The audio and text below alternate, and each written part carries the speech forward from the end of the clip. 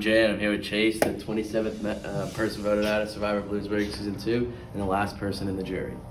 So with that being said, Chase, you mentioned you played a version of Survivor in high school before you started here at Bloom. Tell us what motivated you to apply for Survivor. It was just the first experience I had in high school. It was so much fun. It was competitive. There was physical challenges. So I thought it would be really fun to do it here. Was not ready for how much more into it you guys were with the Survivor. But I mean, I love competitive challenges.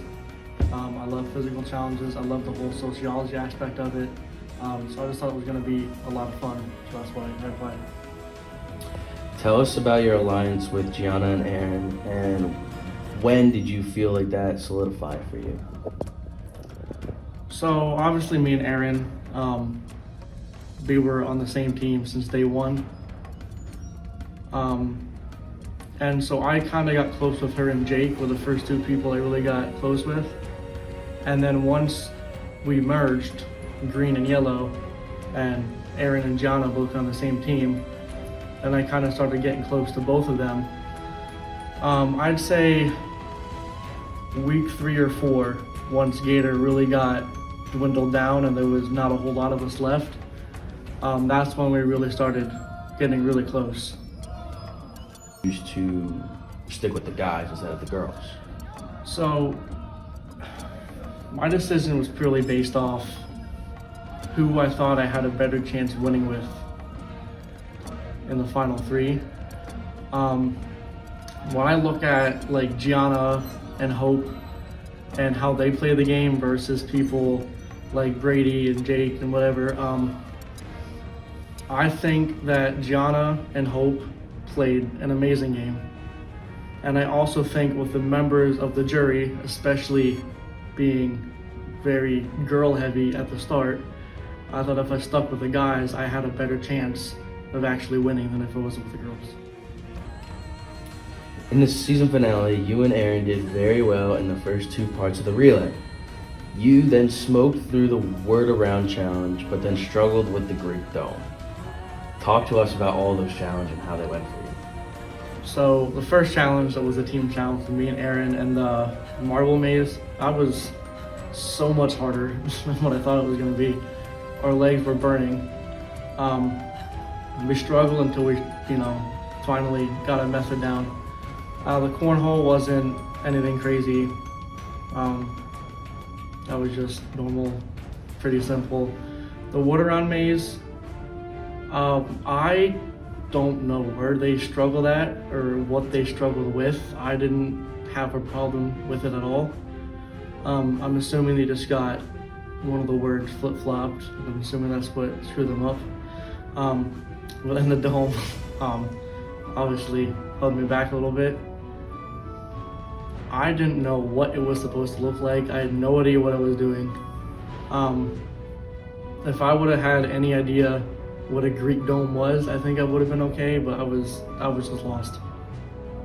So 2 follow-up questions to that is, why do you think it was so difficult to form that Greek dome puzzle? And you were so close to finishing it, but then Jack pulled up the upset. Do you think that costed you the game right there for that night? Yes, 100%. Definitely cost me the game. I had such a hard time with it because I didn't know what I was supposed to be building. Once we got that picture, I knew exactly what we needed to do, but I already had something built. I just had the bottom track in the middle of the structure instead of on the bottom.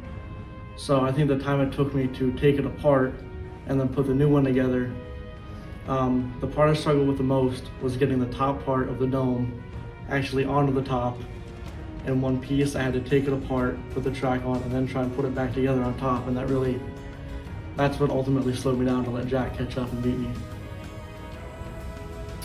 If you would have won that challenge, who would have you brought to the final 3 with you? I wouldn't have even hesitated. I would have taken Aaron with me, 100%. And if you had to pick one other person and there wasn't that last challenge, who else would have you picked between the other 2? Brady. Brady. Walk us through the license to order challenge and how you approached it and trying to figure out to line them up from west to east. So I kind of just tried seeing everything I got. I put all the states that I knew were on the East Coast on the left, or on the right. All the states that were on the West Coast on the left, and all the ones in the middle. So in the middle, and I just kind of guessed, I guess. I have no idea what order. I've had one geography class. I have no idea what I'm doing. Tell us about what were some of your favorite challenges from season 2 and why you even like them.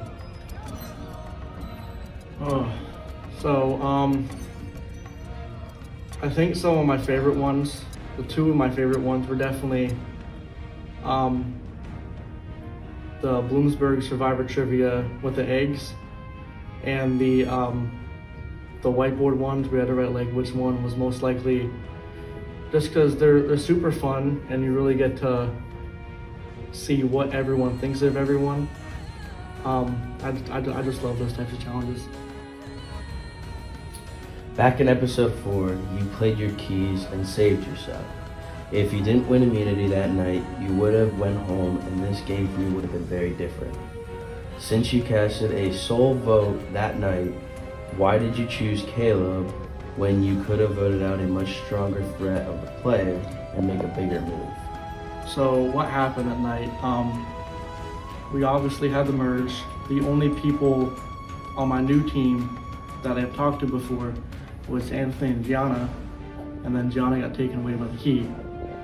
So Ozzy came up to me and was trying to talk to me a little bit and told me that they were going through and they were going to vote off Caleb, which at the time I believed because Caleb was over just with me and Anthony, not really with the group. But then Anthony came up to me and said he heard that they were all going to vote me. So even at that time, I didn't know that I could trust Ozzy. I also didn't know if I could trust Anthony.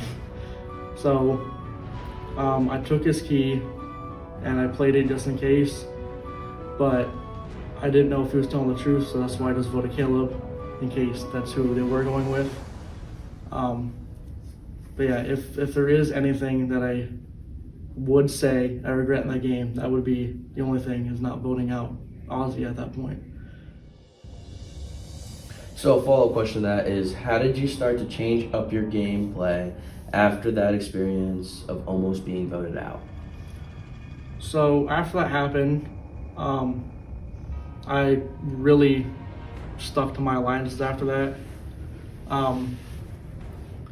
And that was another point that me, Aaron, Gianna, Hope, Brady, all of us got really close together because we really started relying on each other to get through every week. And me and Brady, after the whole, the two teams merged together into one after the 16, we kind of targeted Python and one by one tried to get all of them out, each tribal, which worked to perfection. You won several individual immunity challenges towards the second half of the season. How did you feel about those wins? I felt good about those wins, but I don't know that it mattered too much because at that point I knew that I was pretty safe because there was so many stronger opponents in the game left that people were trying to get out. So I mean, I definitely felt good on like a personal confidence level with winning them, but it wasn't like I needed to win them. If you had made it to the final 3 instead of Aaron, do you feel like you would have had a better shot to win against Jack? And why do you feel that Aaron wasn't able to bring home the win? So if I'm being completely honest, I think I probably would have won if I made it to the final 3, personally. I think what killed Erin is she didn't really show much of like an actual survival game to have to be able to survive and get through tough parts. Especially in the beginning with the captains, she kind of just glided her way through. anytime there would have been a chance she could get voted out, she got the key from Gianna. And then even at the end, her name was brought up once, I think. She just never really had to do a whole lot throughout the game. And so she was really overlooked. So I think people just thought that since Jack and Brady made moves in the game and had to stay alive, that they just brought more to the table and preserved the win. Talk to us about your gated team and why you feel they struggled a lot in the first half of the season with the challenges.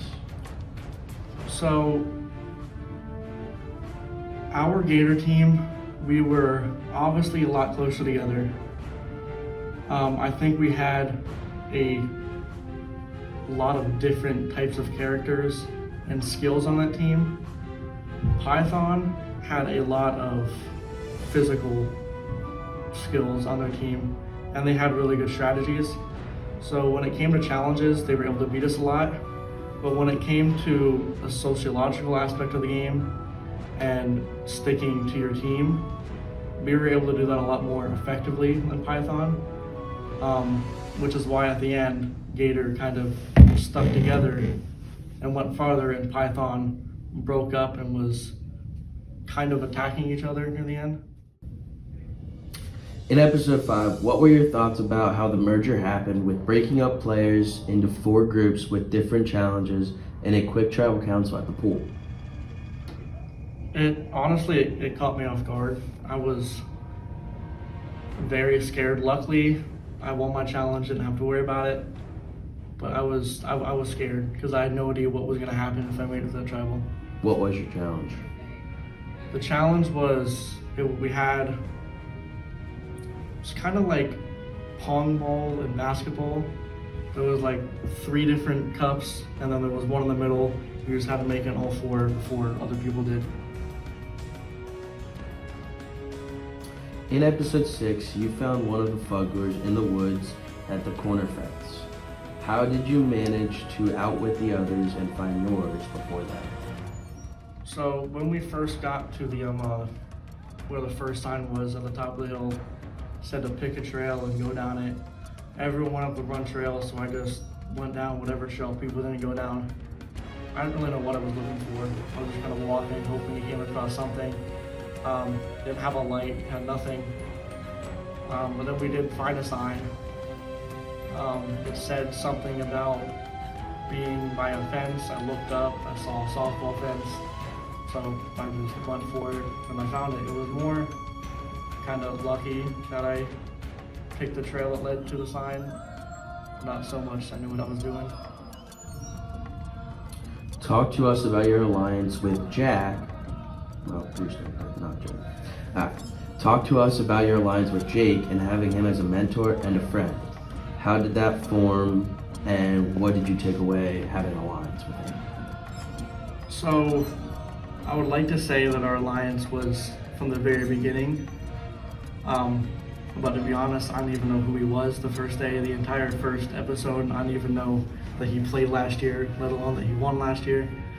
But he was the first person I actually started talking to in Survivor. And as challenges went further, we got closer. He kind of helped me kind of know what to expect and how to play the game. And then once we got close to the end, I made sure to do whatever I could to help him stay alive and keep making it further. So it was kind of like I helped him keep getting further in the game, and he helped me learn about how to get further in the game. So it was kind of, we both helped each other out a lot. What were your thoughts about having the safety keys being introduced into the game this season and how they impacted decisions every week? So they were kind of scary, to be honest, because there was so many times where you would say, all right, we're gonna put this person out, then you have to think, you don't know if they have keys, so now we have to pick somebody else to also vote for in case they do get immunity. So it's not just a random decision. if someone just votes astray and then they get out. So it definitely made voting a lot more complex. But the keys did help me out a lot, so I'm definitely happy they were in the game. But it added a whole lot of more stress to voting.